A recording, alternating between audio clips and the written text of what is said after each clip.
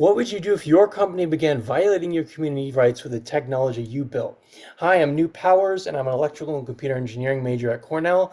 And today I'm going to be discussing why it is important for engineers to disclose company information, even when it's not authorized, when the public harm is at risk, and why fairness is the most important ethical communication norm while working in groups.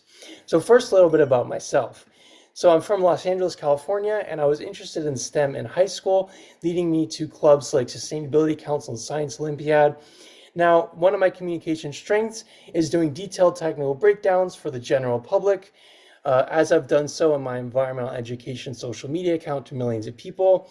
And another thing I struggle with is more so written communication for in-depth research, for longer form videos or articles.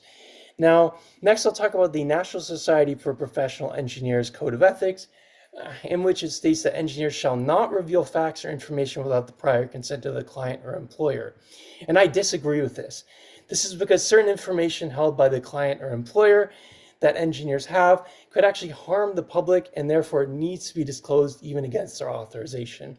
So for example, flock hammers have been popping up across the country to aid police departments in security and searches.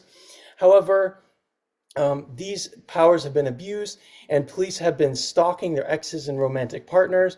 And in Vermont, they've been using license plate surveillance, even though it was already banned by law. And people have already found security exploits that allow anyone to watch the public, including children on playgrounds.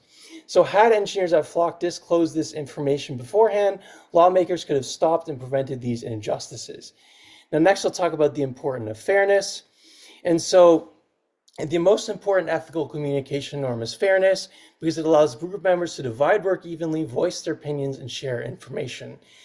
And so Dr. Huang, an entrepreneurial psychologist, created this concept called peer justice, which borrows from those three tenets, which is the perceived fairness employees have of other coworkers rather than of authority. So higher levels of peer justice creates an environment where employees can learn from each other and share their opinions, whereas lower levels creates envy, restricts information sharing, and reduces team collaboration. So all in all, don't ignore the injustices in your company or by your country, because you're more of a hero and patriot if you prevent the public harm. Treat others fairly and become the most ethical engineer possible. Thank you.